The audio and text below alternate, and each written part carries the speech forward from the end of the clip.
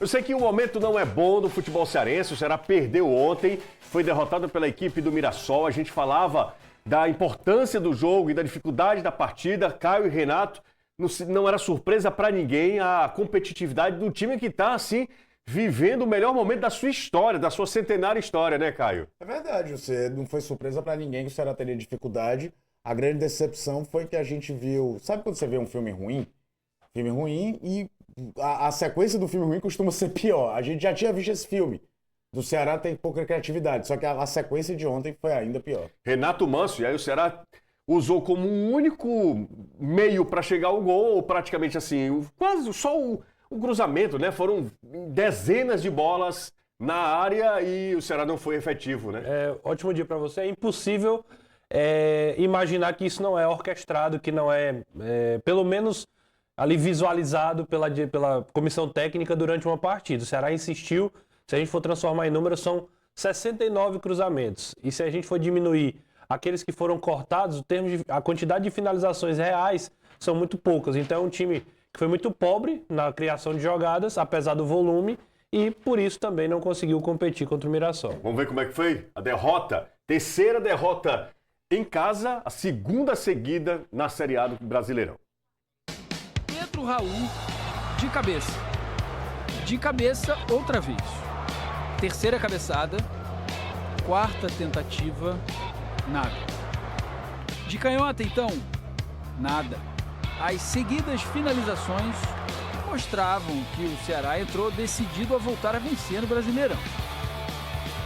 O problema era o adversário, o Mirassol. Uma baita campanha no Brasileirão. Chegou para esse jogo contra o Ceará com apenas 2 derrotas no campeonato. E isso não é à toa, né? Muito mais eficiente que o Ceará, o time paulista foi letal. Em 6 minutos, abriu 2-0. Da Costa. Chico da Costa, camisa 91. Para abrir o placar na Arena Castelão. E Negueba. A gente não esperava sofrer 2 gols, principalmente da forma que foi. Mexeu mesmo, a gente se precipitou em alguns lances que a gente teve. Se a gente tivesse um pouquinho mais de clareza ali no final do primeiro tempo, a gente poderia ter diminuído o placar.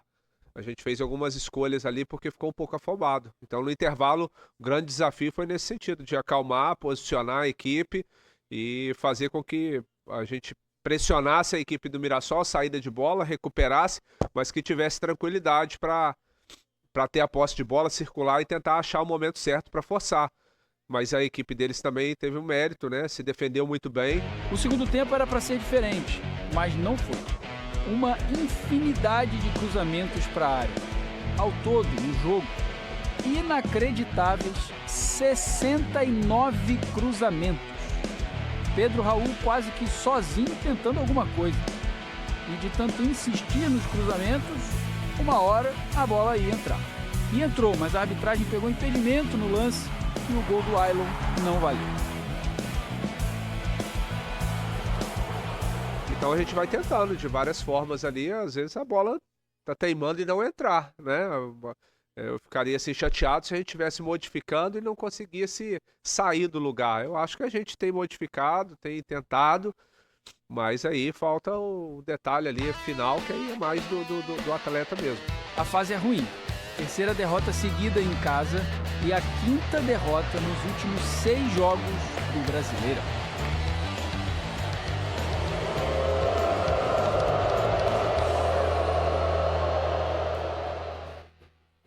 São 3 derrotas seguidas em casa e 3 derrotas seguidas no Campeonato Brasileiro. Derrotas para Corinthians, Internacional e agora Mirassol.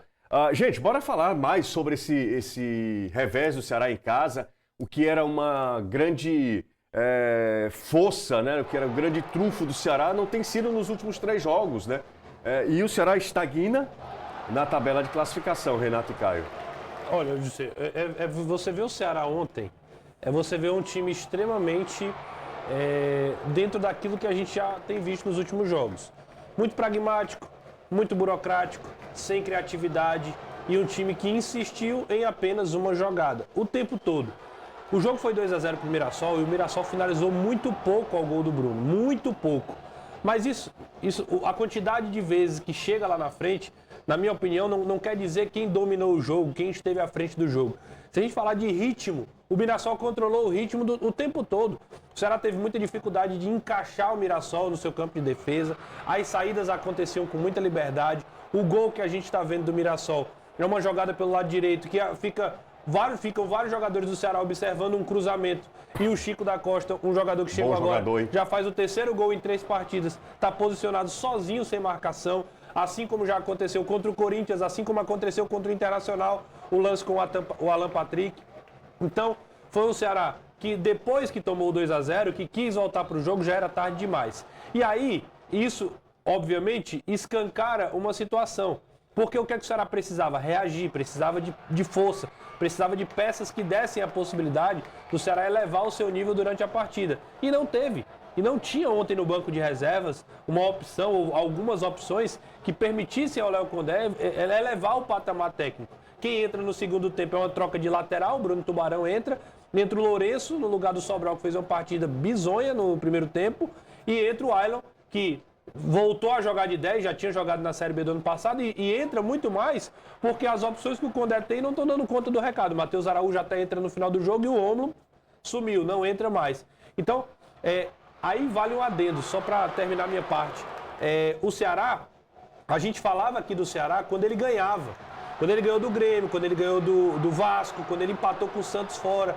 O Ceará está conquistando pontos, mas é um time que tem limitações, é um time que cai de rendimento no segundo tempo, é um time que não consegue manter o mesmo nível quando faz as trocas, e isso pode custar caro em algum momento do campeonato. E muita gente falava que a gente estava só perseguindo, vendo o lado negativo, achando ruim, querendo encontrar um problema. Chegou o momento onde precisou das trocas, precisou elevar o patamar, e aí o Ceará está começando a perder os resultados, que era o que blindava, que era o que protegia essa limitação de reforços da equipe do Ceará. Eu entendo que tem dificuldade, eu entendo que o departamento de futebol está buscando, mas é um problema que ele já tem que administrar há muito tempo. Ô Caio, eu lembro que o Renato falou, a gente viu na rádio, né? Você lembra que o cara falou assim, por que vocês falam sempre que o Ceará é o time esforçado? Porque sempre tem a ressalva do, apesar das suas limitações, o Ceará conseguiu o resultado, ou apesar das suas limitações, o Ceará conseguiu estar jogando bem, ou coisa do tipo. As ressalvas eram justamente porque ser resultadista é muito fácil. Você avaliar só o resultado, dizer que é bom, tá tudo ok, é muito tranquilo. As limitações do Ceará, tanto de time quanto de elenco, a gente fala desde o início do ano. E muitas vezes esse poder de superação pode ter batido um teto. Ontem, inclusive, o que mais me chamou a atenção é que o Léo Condé não é muito afeito a mudanças táticas. O time dele joga mais ou menos no mesmo desenho o tempo todo. Na volta do intervalo, como o Renato falou, o Sobral sai. Aliás, o Fernando Sobral deu uma aula de tomada de decisão errada, de erro, de vacilo, de fazer uma partida muito ruim, muito aquém do seu melhor futebol. Entrou o Lourenço, que a régua era tão baixa que o Lourenço até entra bem. Ele consegue acertar algumas transições, algumas inversões de jogo, que nem o Mugni nem o Sobral acertaram no primeiro tempo. Mas o que mais chama a atenção é que o Condé fez algo que ele não costuma fazer. Ele trouxe o Dieguinho para jogar junto com os zagueiros, espetar os dois alas, o Rafael Ramos e o Nicolas do lado. Só que aí, além da falta de criatividade, que essa bola não transitava no meio, não tinha nenhum passe que quebrasse uma linha adversária, começou-se o chuveirinho e começou o chuveirinho errado. O que o Nicolas errou chegando na linha de fundo foi um negócio assustador. Assim, e aí volta-se a alimentação do elenco. Se não tem o Matheus Bahia, quem tem que jogar é o Nicolas, porque não tem outra opção. Você não tem para onde correr. Ontem ele ainda tentou algo que acho que ele pode pensar mais vezes, do Tubarão de lateral direito, que foi a posição que ele jogou antes. Porque o Fabiano tá mal e o Rafael Ramos, principalmente quando o time precisa atacar, tem menos cacife para fazer isso. Só que é tudo ali, sabe, cara? Quando você economiza o dinheiro do pão para comprar o ovo, quando você economiza o dinheiro de comprar um refrigerante, que seja, para pagar outra conta. É tudo ali muito limitadinho que o Ceará tem que fazer, porque o elenco é curto. É um lençol curto. E eu escrevi na coluna do Instagram que a gente sempre coloca, que a gente publica toda semana aqui no Futebolês, a cada dia que você não reforça, a cada dia que você não aumenta o nível técnico da equipe, é um ponto perdido que não será recuperado. E o Ceará agora se vê numa situação que ele pode terminar o primeiro turno no Z4. Tudo que vier nos próximos 3 jogos, me desculpem, é lucro. O que vier contra Cruzeiro, o que vier contra Flamengo, o que vier contra Palmeiras é para comemorar, porque no atual cenário não é muito plausível acreditar do Ceará conseguir uma vitória nesses 3 jogos. Nós tivemos um lance, para variar, um lance polêmico ontem. Eu acho que a arbitragem acertou, porque o movimento do Fernandinho, é a minha opinião, acho que vocês pensam inclusive diferente. O movimento do Fernandinho meio que atrapalha a ação ali do Walter. A gente vai ver aí, o Ceará até balança as redes, né, no finalzinho do segundo tempo. 37 minutos. Mas o gol foi anulado. O Fernandinho estava em condição irregular, o Ailon não. O Ailon estava ok, mas era Fernandinho que estava em condição irregular. O que é que vocês pensam sobre o lance, Caio e Renato? Poderíamos ter mudado a história do jogo? Poderia, a gente vai ficar sempre no condicional aqui, né? A minha opinião é que se a bola tivesse tocado no Fernandinho, era para marcar o impedimento. Porque aí ele participa efetivamente do lance, ele estaria em posição irregular. E o Ailon, depois do toque, também estaria em posição irregular. Para mim, ele não influencia em nada na ação do Walter. Inclusive, para mim, a reação do Walter mostra que ele não influenciou em nada. O Walter levanta a mão ali no reflexo de qualquer goleiro faz, mas não aponta pro Fernandinho. Mas assim, a gente ficar procurando tentar justificativos. É óbvio que aos 37 minutos tu diminui, tá todo mundo dentro da área, no bambo você poderia empatar o jogo. Né? Mas a produção que o Ceará fez, ficar focando em arbitragem, vai ser desviar do foco correto, que é dos problemas do time dentro de campo e fora deles no sentido de não ter contratações.